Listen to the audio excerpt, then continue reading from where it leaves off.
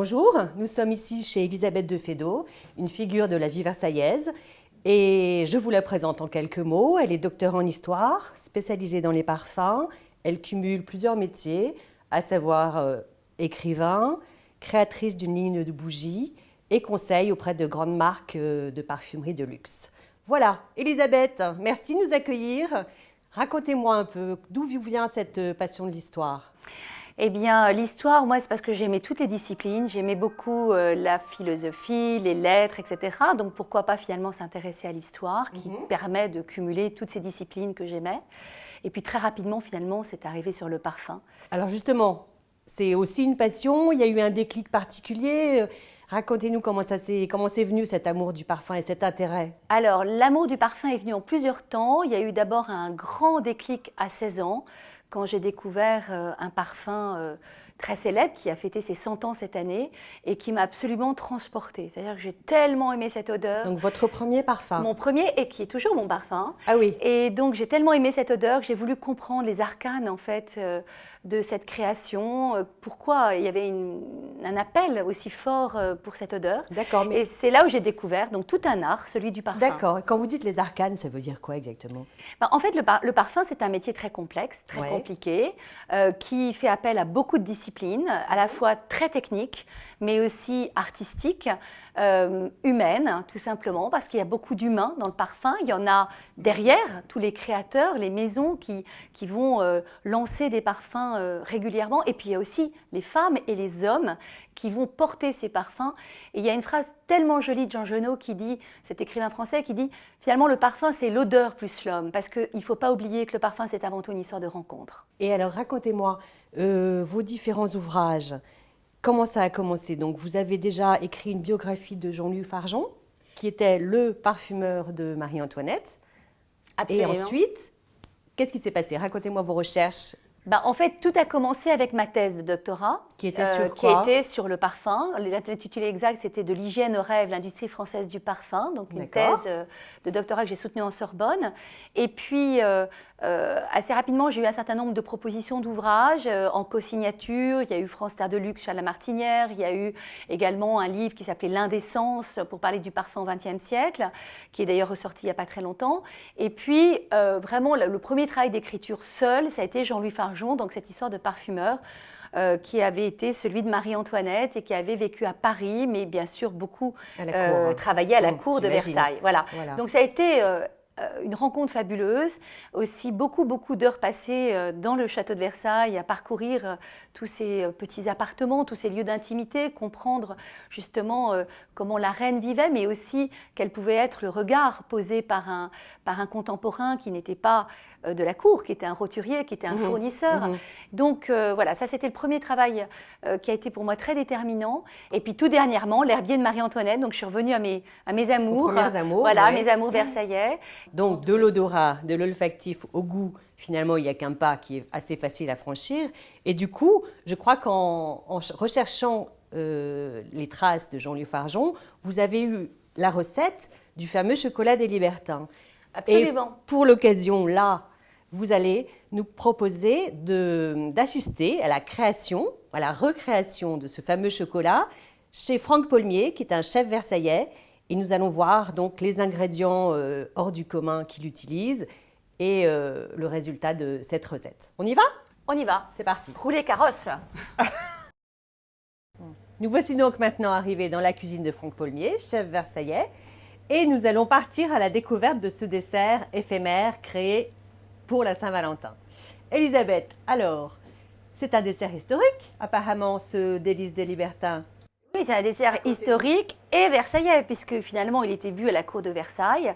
C'était une recette que les libertins avaient mis au point au XVIIIe siècle et que Louis XV et Madame de Pompadour buvaient comme un rituel amoureux avant les transports d'alcôve. D'accord, pourquoi?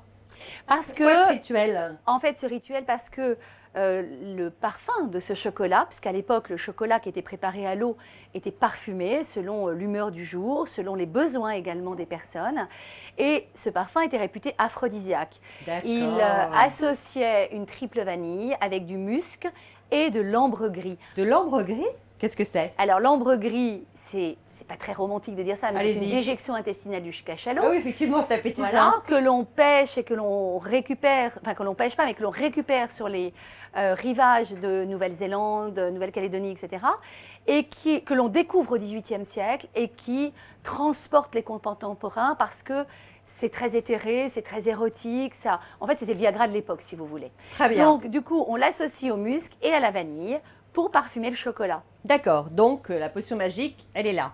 Voilà. Alors, ce n'était pas la potion de l'époque. Il a fallu le reconstituer. Donc, j'ai travaillé avec un aromaticien pour recréer ce parfum sous la forme d'un arôme alimentaire que l'on peut aujourd'hui utiliser dans une recette de chocolat. OK. Et donc, Franck, ben, nous allons regarder ce que ça donne sous forme d'émulsion, si j'ai bien compris. Alors,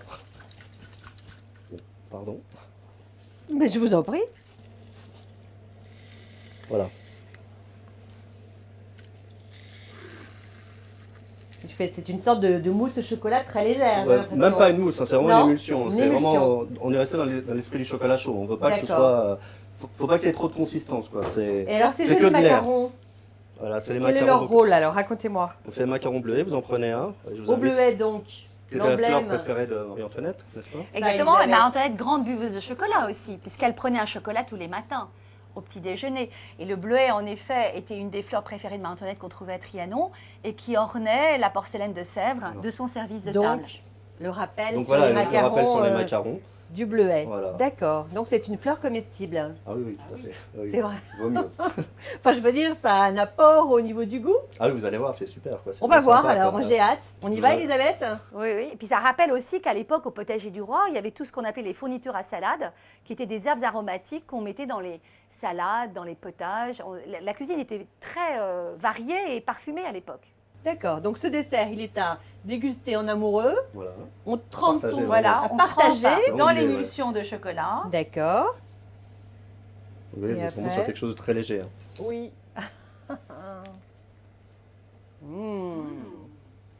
Je veux le secret. Un régal. C'est bon, hein? Oh, divin. Bravo, Franck. Bah, bravo, Franck. Merci. Délicieux. Franck, bravo. On s'est régalé. Merci. Le voyage valait le détour. On vous quitte. À bientôt. Nous voici repartis chez Elisabeth pour la suite de notre entretien. Voilà, alors Elisabeth, nous sommes de retour chez vous. Oui. Et nous allons pouvoir enfin évoquer ces fameuses bougies.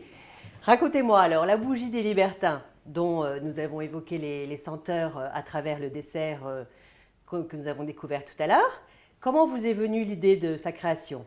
Ben justement, en goûtant ce chocolat qu'on avait reconstitué il y a déjà quelques années au moment du livre. Et je trouvais cette odeur tellement fabuleuse que j'ai voulu recréer le parfum du chocolat. Donc cette triple vanille, cette ambre gris et ce musc. Alors comment on fait concrètement pour imaginer l'odeur de quelque chose qui se mange? Comment on peut transmettre ça? Parce que... je sais pas, ça doit pas être évident, quoi. Il y a des formules, comment ça se passe? Non, il n'y a pas de formule. En fait, on sent les choses, on connaît les matières premières qui entrent dans l'odeur que vous avez en tête. Et ensuite, on travaille pas à pas. C'est des allers-retours avec le laboratoire et les parfumeurs qui me font des soumissions et je corrige jusqu'à ce que j'obtienne l'odeur que j'ai dans ma mémoire, en fait, si vous voulez. D'accord. Et du coup, quand les choses sont là, eh bien, c'est bon. Voilà, j'ai mon résultat. Alors, racontez-moi, donc les autres bougies, finalement, vous nous offrez à travers elles différentes ambiances du quotidien, quelque part, de Marie-Antoinette. Je pense à celle qui vous a rappelé une odeur particulière quand vous visitez le château. Alors oui, mes bougies veulent évoquer tout le prestige du château de Versailles et puis l'art de vivre du XVIIIe siècle qui a tellement été admiré et qui continue d'ailleurs de l'être par le monde entier. Et alors, une de mes premières créations dans cette collection, c'était une bougie qui me rappelait l'odeur du lundi à Versailles. Voilà, l'odeur du lundi. Moi, j'appelle ça l'odeur du lundi, comme un peu, vous savez, la chanson de Clo-Clo. Et en fait, c'est que le lundi, le château est fermé. D'accord. Et donc, on encaustique avec une recette originale qui est très mielée, qui est très végétale. On va encaustiquer les planchers.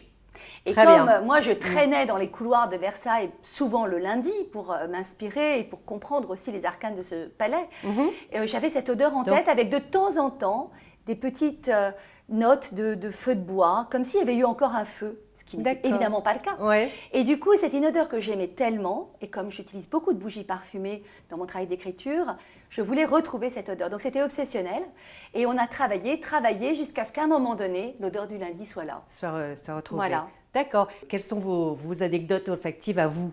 En fait, vous savez, au château de Versailles, on crée des bonnes odeurs pour cacher les mauvaises. Voilà. Et ce qui était aussi le signe d'un grand raffinement. Donc, il y a une odeur amusante à propos des jardins et des bosquets de Versailles, c'est que il y avait beaucoup de gens qui vivent à Versailles et les personnes ont des besoins humains. Et donc, voilà, les choses se faisaient un peu partout. Et du coup, on utilisait dans les parterres de Lenôtre beaucoup de fleurs blanches qui ont la particularité d'avoir des odeurs très fortes, très couvrantes, on va dire. Et c'est pour ça qu'on trouvait, à l'époque de Lenôtre, dans les parterres, énormément de jasmin. Elisabeth, j'ai l'impression que finalement, votre odorat est toujours en éveil. Toujours, absolument. Toujours C'est pas épuisant? Ça peut être fatigant. Vous savez, Kant disait que le sens le plus difficile, le plus contraire à la liberté, c'était celui de l'odorat, parce qu'on ne peut pas se boucher le nez. On peut fermer les yeux. Effectivement. Donc oui. c'est pour ça. Et c'est important parce que l'odorat est un sens, contrairement aux autres sens, qui ne décline pas avec l'âge de la vie. Ah, on ne perd pas son odorat comme on peut perdre l'ouïe ou la vue? Alors, on peut le perdre, mais à ce moment-là, c'est une pathologie. Mais D'accord. toutes les personnes sont douées d'odorat, puisque c'est le premier sens qui se développe à la naissance. Le nourrisson reconnaît sa mère à son odeur. Et ensuite, on a tout le temps cet odorat, puisque à l'origine, l'odorat était le sens qui nous alertait du danger. Donc, il est important que l'odorat reste vivace, si vous voulez, tout au long de la vie. Mais comme on ne travaille pas l'odorat, comme on ne muscle pas nos narines, eh ben on l'oublie. On oublie qu'on a un nez au milieu du visage. D'accord. Et vous, alors vous travaillez votre odorat régulièrement? Vous faites vos gammes? Ah ben, je fais mes gammes exactement comme un musicien fait ses gammes. Il faut apprendre à reconnaître les odeurs, il faut sentir, apprendre à sentir et ressentir. C'est 3 étapes, si vous voulez, qui sont très importantes et qui... Et ressentir, ça veut dire quoi? Eh bien, ressentir de la joie, de la peine. Ah oui, c'est l'émotion en fonction de l'odeur. Tout à fait, l'émotion arrive. Donc, je pense que l'odorat est un sens du bonheur parce que finalement, c'est très joyeux de ressentir la vie au travers de toutes les odeurs qu'elle nous offre. Elisabeth de Fédot, merci. Merci à vous. Et puis, à très bientôt, j'espère. J'espère aussi. Au revoir et à bientôt.